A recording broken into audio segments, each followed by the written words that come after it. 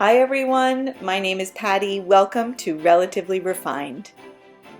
I am breaking out the right silver polish and getting my silver all ready to go so that I can share with you how I have incorporated the traditional red, green, and silver along with some black accents around my home. We will also get to play around with some beautiful ribbon. And finally, I am going to share with you my strategy for a perfect meat and cheese board, which makes a great weeknight dinner or a fantastic item to bring to your next holiday party. So if all this sounds good to you, stick around.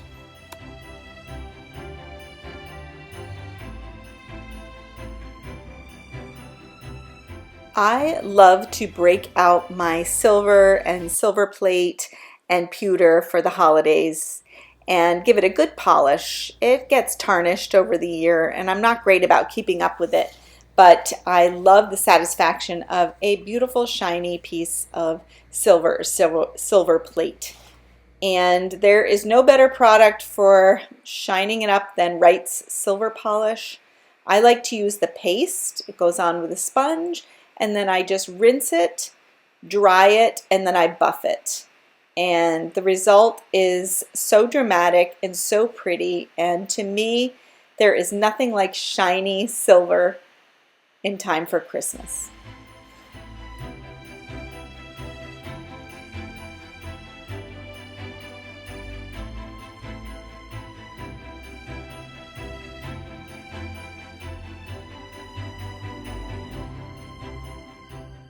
This year I decided to continue with my red and silver theme, but I decided to add a little bit of a different touch, and by using black, I think it really anchors the look that I'm going for.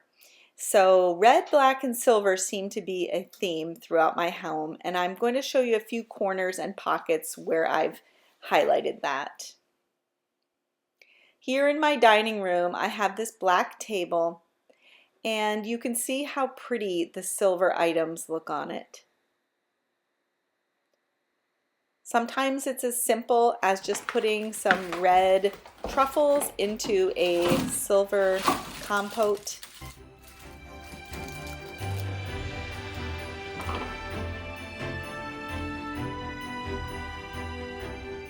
I also like to approach holiday decorating by focusing on the details and embellishing the things that I have already. So this can take the form of putting a little wreath or napkin ring that's shaped like a wreath around these decanters, just for that special little touch. It can look like tucking these nice red candies into the silver compote.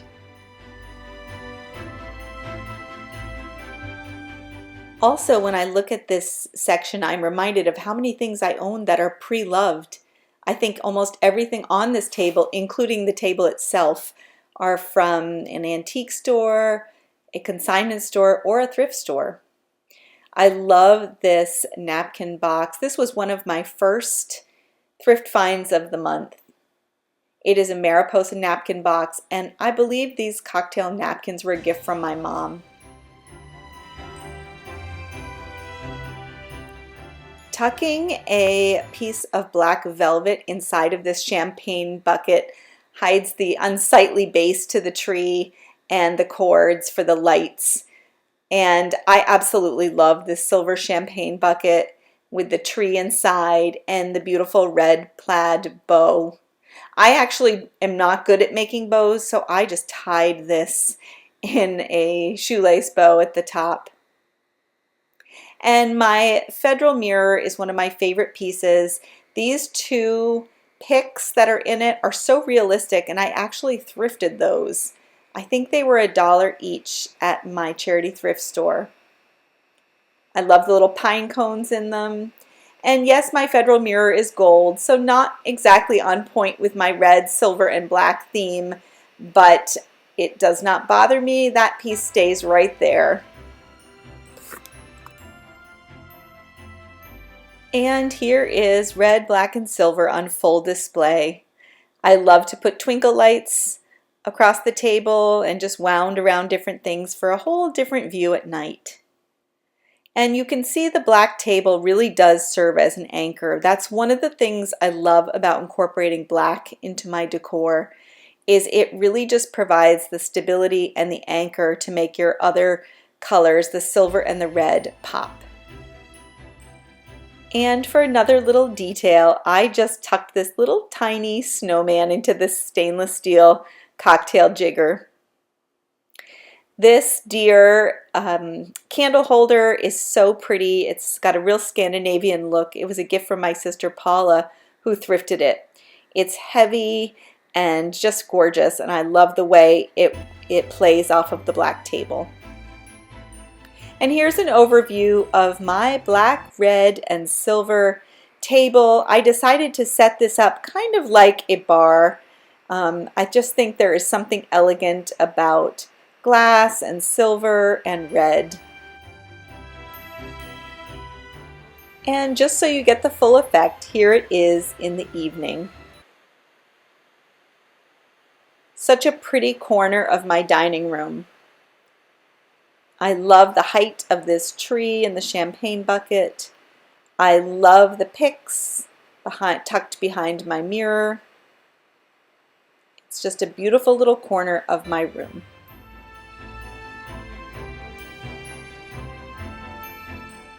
These April Cornell red and black plaid napkins were kind of the inspiration or launching point for my whole red, black, and silver theme. I love them with these silver plated napkin rings, and this is just inside a vintage silver plated pedestal. It makes for a beautiful display. And I haven't fully decorated my dining room table, but I just wanted to share with you some of the pieces that I will be bringing out. This silver tidbit tray is actually from TJ Maxx. I love it. It's a great little size to put cookies or treats or even small decor items.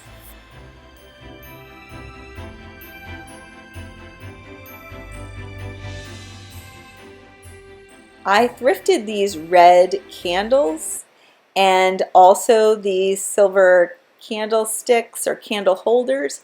And of course, you know me, I have to have a glass hurricane. And I promise it did not look crooked when I was filming. Now that I'm editing, that crooked candle is driving me crazy. These silver chargers are fabulous. They are from Pottery Barn, and I actually purchased those last year on the Facebook Marketplace. I also have a few pops of red, black, and silver in my sitting room. I love a bright red poinsettia next to this silver-plated coffee or tea service. And there's another one of my champagne buckets with a tree in it, and of course the black velvet in there. I actually think that's a shirt of mine that I tucked in, and just another red plaid bow that I tied at the top. I love the way plaid works off of those prints behind it. It just gives it such a nice Ralph Lauren look. And again, this is a black table, so it just anchors that corner so nicely. And I have thrifted several of those Revere silver-plated bowls, and they honestly are so versatile, and I just love them at Christmas. This year I put a votive candle in, but a bottle brush tree would be so cute in there. I just could not find one that was the correct size. And down at the bottom of this black table, you can see I did put in some pine cones and some of my dried oranges and just a few sprigs of pine in the other silver bowl.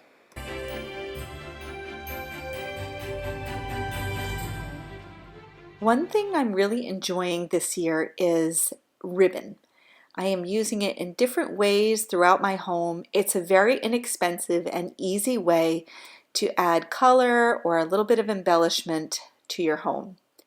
And I was fortunate enough, you probably have seen in past videos, to have picked up several spools of vintage ribbon, and some is not vintage, but very large spools of ribbon. And so it is incredibly affordable for me to play around with. I am not capable of making a decent bow, so I've just taken to draping ribbon around the bottom of a wreath to create tails, and I think that makes a very elegant and simple look. Now, if this was satin ribbon, it would probably work even better, but this is not. It is a velvet ribbon that I thrifted and actually cut in half, so out of the wide widths I was able to get two thinner pieces.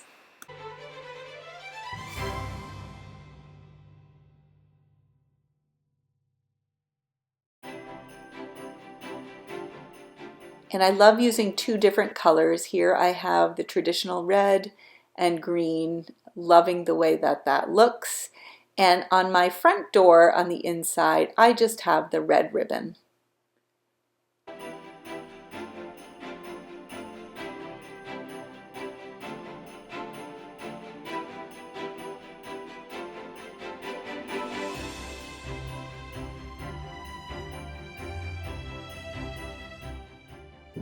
A few years ago, my children for Christmas gave me this gorgeous board.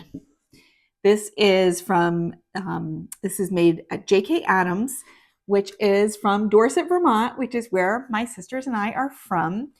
And J.K. Adams is a great company. They make great boards, cutting boards, all kinds of kitchen wood items. And this one is a large board, but it's deceiving because the surface area that I'm going to be using is just really right down the middle. So you do not need a board to make a nice charcuterie platter. You can use a ceramic, you can use a plate. I often will use just a dinner plate. You can use a Christmas platter, really anything that is big enough and portable enough for things to fit. This is great because it has handles and it's quite narrow. So this is great for a long table. I will put this on the coffee table for us to snack because, you know, our age with one kid left at home, I'm going to be honest, we don't often sit down for a full dinner at the table. We might sit and watch the game. We might sit in a conversational area, but this is also great if you need to bring something to someone's house. It's perfect. And what I love about the board trend, whether you're using a board or a platter, is it's one dish. So cleanup is a breeze. I would caution you, if you do purchase a board, don't cut on it. And that's something we learned the hard way. Somebody cut something on it. So pre-cut your items before you put them on here. If you have to have a knife on it for people to cut their own, then I would put something underneath it, like put it on a small plate or something. But this particular board is not a cutting board, it is a serving board. And let's get started. So this is it. These are the ingredients for my board. 2 of each. 2 cheeses, a soft and a hard. So I have a brie and a Cabot sharp cheddar, and I buy it pre-sliced. 2 meats. I have this Italian dry salami cut in, like, they're already small rings. And I got prosciutto because that is a meat that we love. And I think it looks so pretty on a plate. 2 fruits. I have grapes. And I have dried apricots. Apricots, you could also do dried cranberries, which would be really good. But either apricots or cranberries also just make a really good filler. So if you have any empty space, you could easily sprinkle those throughout for both color and to fill in any holes. I have 2 crackers, and you want to go with something pretty bland. You know, you don't want a whole lot like an everything cracker or something like that because you're all about the toppings. So this is just a store brand olive oil and sea salt. And this just happens to be a cracker that we love here in my house. which are the almond nut thins.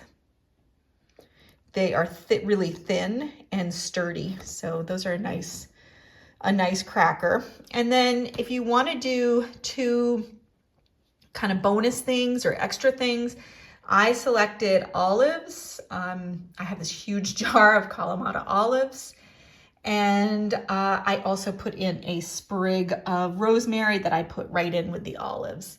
But you could do things like jam or preserves or nuts or anything else. I just didn't want to have anything that required spreading, so I just selected these items. So again, I think it's a good rule of thumb to have the 4 components, 2 of each, and that's how I like to roll. So let's get started. The art of charcuterie and cheese board stems from France. And we've certainly seen things evolve, and now it seems everything can go on a board. And I love that idea. A traditional charcuterie board is a 3 by 4. So you would have 3 cheeses, 3 meats, 3, I guess, starches, so crackers or breads, and 3 fruits or specialty products. But because this is just a small one that I'm making for my family for dinner tonight, I am doing 2 of each. And as I said earlier, I am slicing things on an actual cutting board before I put them on my board to assemble. So you would do this differently if you're doing 3 of each, but I'm doing 2 of each. So I'm starting by just piling my cheese in one corner of the board, and I took the pre-sliced cheese and cut it corner to corner to make triangles. Just smaller pieces makes for easier eating. And so I am putting my brie, which I also pre-cut. I really wanted this board to just be kind of grab and go. And yes, my hands are clean. So I am putting 2 piles kind of opposite ends. I start with the basics and then I fill in with the fruit. And it is customary to have a variety of hard and soft cheeses. You could also do spreadable cheeses if you want. Again, it's just going to be the 3 of us, and so I just went with something simple. And then in the other corners, I will put my meat. So I have prosciutto, and the prosciutto is nice and thin, so it's just easy to pile up and to grab a piece to put on top of a cracker. It's also great wound around a breadstick. And then in the other sort of quadrant, I have my salami. So I have just piled that up. Again, this salami was pre-sliced in small rings, which are perfect for crackers. So there you can see I have my basic 4 piles, and then I'm going to work around it. So then I'm going to lay out my crackers. I have two different types of crackers. Again, go with something that is bland, a water cracker. This is just a sea salt cracker, just something that isn't going to overpower any of your cheeses or cured meats.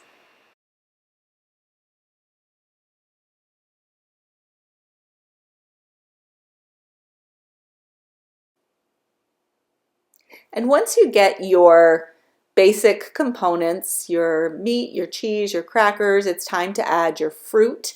And that's a great way to fill in some space. You can't go wrong with grapes. They are nice and tart, and they're a great little palate cleanser. So they don't overpower anything, and they're just a nice, refreshing addition and pretty for your platter. They also fill in a fair amount of space.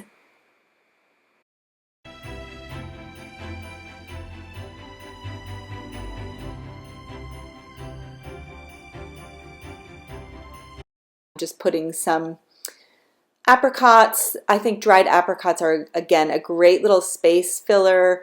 And so any sort of spots along the board that you see that are empty, you can fill in with dried apricots. And like I said, the cranberries would also be a great addition. So now I can just put my little ramekin of olives in there, and I'm embellishing it with a little sprig of rosemary from my garden. It gives it a little bit of a Mediterranean look and feel.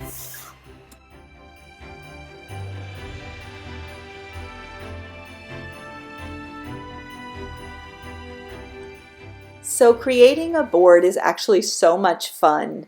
It really helps to give yourself some structure by using that 3 by 4 rule, where you have 3 of each of 4 different kinds, or in my case 2 of each, because I am cutting it down.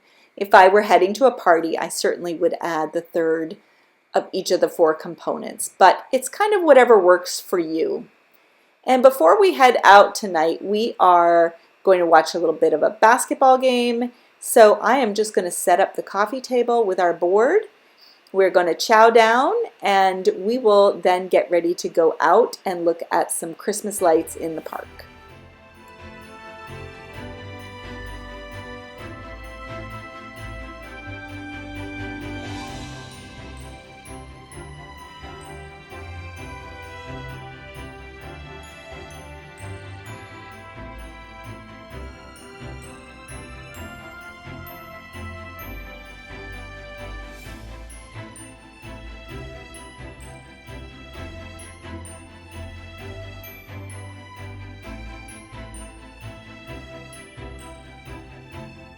Another thing that I love about having a meat and cheese board for dinner is that it makes a really nice early dinner. For some reason, it's just the perfect meal when you have to be somewhere else a little bit later, and it's something you can put out and graze and snack on, and I just love having this available for an early dinner.